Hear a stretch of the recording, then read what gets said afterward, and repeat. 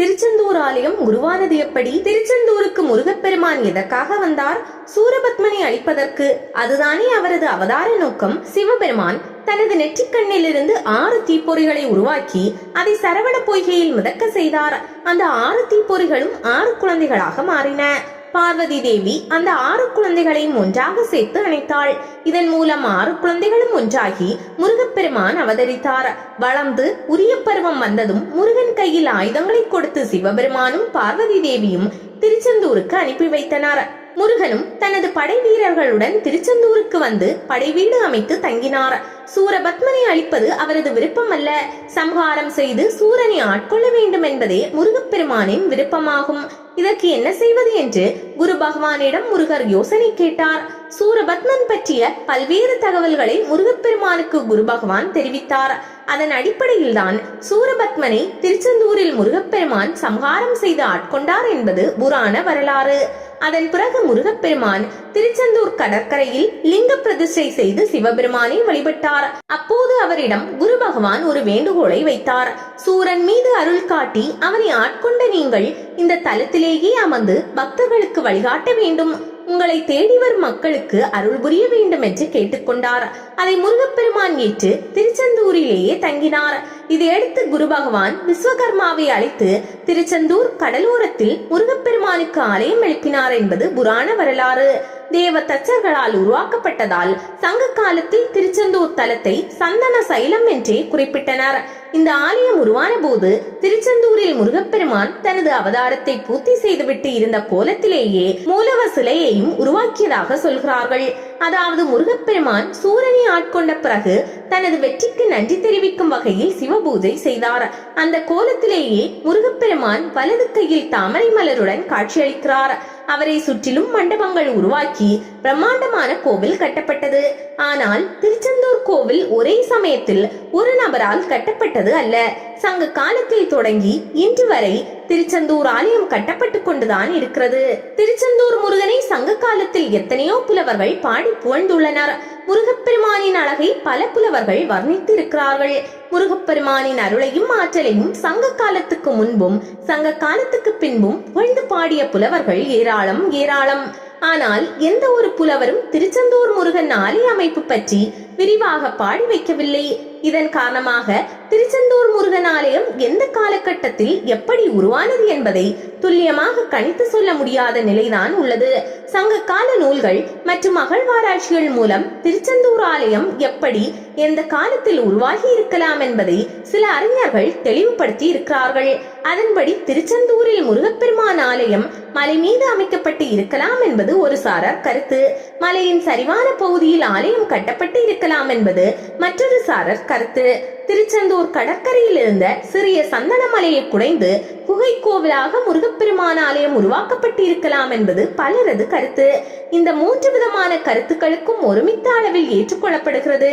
பொதுவாகவே குன்றுதோறும் ஆடி வரும் குமரன் என்றுதான் தமிழ் கடவுள் முருகன் அன்று முதல் இன்று வரை போற்றப்படுகிறார். மலை மீதுதான் முருகனுக்கு ஆலயம் அமைந்திருக்கும். அறுபடை வீடுகளில் திருப்பரங்குன்றம், பழனி, திருத்தணி, சுவாமிமலை, பழமுதிர் சோலை ஆகிய 5ம் மலை மீதுதான் அமைந்துள்ளன. திருச்செந்தூர் மட்டும் ஏன் கடற்கரையில் அமைந்திருக்கிறது என்று பெரும்பாலானவர்கள் சந்தேகத்துடன் கேட்பதுண்டு. திருச்செந்தூரிலும் முருகப்பெருமான் அலை மீதல்ல, மலை மீதுதான் கோவில் கொண்டுள்ளார். அந்த மலைக்கு சந்தனமலை என்று பெயர். சங்க காலத்தில் எழுதப்பட்ட நூல்களில் திருச்செந்தூர் முருகப்பெருமான் சந்தனமலையில் வீற்றிருந்ததாக கூறப்பட்டுள்ளது. சங்க காலத்துக்கு பிறகு நாட்டுப்புற பாடல்கள் புகழ் பெற்றன. அதில் ஒரு பாடல் சந்தன காட்டுக்குள்ளே கந்தனை நான் கண்டு கொண்டேன் என்று தொடங்கும் வகையில் அமைந்துள்ளது. கந்த புராணத்திலும் திருச்செந்தூர் முருகனை குறிப்பிடும் போது கந்த மாதனப்பர் வதம் என்றுதான் குறிப்பிட்டுள்ளது. 8ஆம் நூற்றாண்டில், அதாவது சுமார் 1200 ஆண்டுகளுக்கு முன்பு வாழ்ந்த ஆதிசங்கரர் திருச்செந்தூர் தலத்திற்கு வந்தபோது மலை மீதுள்ள முருகனே என்று பாடினார். பிறகு அது செந்தின் மாமலை என்றும் அழைக்கப்பட்டது. அருணகிரிநாதர் திருச்செந்தூர் பற்றி எழுதும் போது சந்தன மரங்கள் நிறைந்த பகுதி என்று குறிப்பிட்டுள்ளார். இதன் மூலம் திருச்செந்தூரில் மிகப்பெரிய சந்தனவனமும் கடலோரத்தில் சந்தனமலையும் இருந்தது உறுதியாகிறது. திருச்செந்தூர் பகுதியில் கடல் அரிப்பு ஏற்பட்டு சந்தனமலை சேதமடைந்து இருக்கலாம். அந்த மலையின் ஒரு பகுதிதான் தற்போது கோவில் அமைந்திருக்கும் ஒரு பகுதியாக இருக்கலாம் என்பது வரலாற்று ஆராய்ச்சிகளின் கருத்து ஆகும். அதாவது இடைசங்க காலத்தில் மிகப்பெரிய கடல்கோள் அதாவது சுனாமி ஏற்பட்டு கபாடபுரம் அழிந்தது. அந்த கபாடபுரத்தின் ஒரு பகுதியாக திருச்செந்தூர் இருந்திருக்கலாம் என்றும் ஆராய்ச்சியாளர்கள் சிலர் சொல்கிறார்கள். ஆனால் கபாடபுரத்தில் இருந்த திருச்செந்தூர் அழிந்துவிட்டது என்றும் தற்போது இருப்பது இரண்டாவது திருச்செந்தூர் என்றும் சொல்கிறார்கள். இப்போதும் திருச்செந்தூர் கோவில் அமைப்பை சற்று உன்னிப்பாக பார்த்தால் சந்தனமலை இருப்பதை பார்க்க முடியும். கோவிலுக்கு செல்லும் போது குறிப்பிட்ட இடத்திலிருந்து கடற்கரையை நோக்கி சாய்வாக கோவில் பாதை இறங்குவதை நீங்கள் பார்த்திருப்பீர்கள். அந்த சாய்வான பகுதிதான் சந்தனமலையின் சாய்வான பகுதியாகும். அந்த சாய்வான மலையை குடைந்து சீரமைத்துதான் திருச்செந்தூர் கோவிலை உருவாக்கி இருக்கிறார்கள். திருச்செந்தூர் கோவில் உள்ளே பிரகாரங்களை சுற்றி வரும்போது பள்ளி கொண்ட பெருமாள் சன்னதி உள்ளே சென்று பார்த்தால் அங்கு மலை குடைந்து உருவாக்கப்பட்டதை இப்போதும் நீங்கள் பார்க்கலாம். அந்த பெருமாள் சன்னதியின் ஓரத்தில் சந்தன மலையை பிரதிபலிக்கும் வகையில் சந்தன நிறத்தில் மலை புடைத்துக் கொண்டிருப்பதை உன்னிப்பாக பார்த்தால் தெரியும். திருச்செந்தூர் ஆலயம் சந்தன சரிவில் தான் இருக்கிறது என்பதற்கு இந்த சன்னதி மிகப்பெரிய ஆதாரம் ஆகும். அடுத்து வள்ளி குகையை சொல்லலாம். வள்ளி ஒளிந்த இடமாக கருதப்படும் அந்த இடம் மலை சரிவில் தான் இருக்கிறது. அந்த மலையையும் குடைந்துதான் வள்ளி குகையை உருவாக்கி இருக்கிறார்கள். பல்லவ மன்னர்களும் பாண்டிய மன்னர்களும் இந்த குகை சன்னதிகளை உருவாக்கி இருக்கலாம் என்றும் ஆராய்ச்சியாளர்கள் கருதுகிறார்கள். இந்த கோவில் பல நூற்றாண்டுகளாக பல்வேறு வகைகளில் வளர்ச்சி பெற்று வந்துள்ளது.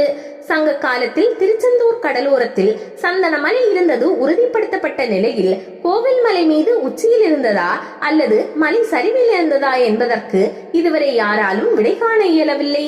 கிபி 3 முதல் 6ஆம் நூற்றாண்டு வரை தமிழகம் பற்றி எந்த தகவலும் எந்த வரலாற்று நூல்களிலும் இல்லை என்பதால் அந்த 300 ஆண்டுகளில் திருச்செந்தூர் ஆலயம் எப்படி வளர்ச்சி பெற்றது என்பது பற்றி யாருக்கும் தெரியாது. 7ஆம் நூற்றாண்டில் பாண்டிய மன்னர்கள் குகை கோவில்கள் அமைத்ததற்கான ஆதாரங்கள் உள்ளன.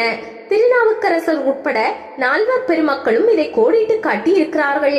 எனவே திருச்செந்தூர் ஆலயம் முதலில் குகை ஆலயமாக இருந்திருக்கலாம் என்று கருதப்படுகிறது. 8ஆம் நூற்றாண்டில் வாழ்ந்த ஆதிசங்கரர் திருச்செந்தூர் முருகன் பற்றி பாடுகையில் கந்தமாதன மலையில் அருட்பெரும் ஜோதியாக குகப்பெருமான் ஒரு குகையில் அமர்ந்து ஆதரவளிக்கிறார் என்று பாடியிருக்கிறார். இதன் மூலமாகவும் திருச்செந்தூர் ஆலயம் முதலில் மலைக்குகையை குடைந்துதான் அமைக்கப்பட்டது என்பது உறுதியாகிறது. 9ஆம் நூற்றாண்டில் பாண்டிய மன்னன் வரகுண பாண்டியன் திருச்செந்தூர் ஆலயத்திற்கு 1400 பொற்காசுகள் வழங்கியது கல்வெட்டுக்கள் மூலம் தெரிய வந்துள்ளது. அதுபோல 10, 11, 12, 13, 14, 15ஆம் நூற்றாண்டு திருச்செந்தூர் ஆலயத்திற்கு பலர் திருப்பணிகள் செய்ததுதான் கல்வெட்டுகளில் குறிப்பிடப்பட்டுள்ளது. ஆலய அமைப்பு பற்றி எதுவும் தெரியவில்லை. 17ஆம் நூற்றாண்டுகளுக்கு பிறகுதான் மேல கோபுரம் பிரகாரங்கள் கட்டிய மூவர் பற்றிய தகவல்கள் சொல்லப்பட்டுள்ளது. எனவே திருச்செந்தூர் ஆலயம் உருவானதும் வளர்ந்ததும் முருகப்பெருமான் அருளால் மட்டுமே நடந்ததாகும். இப்போதும் திருப்பணிகள் தொடர்ந்து நடக்கிறது.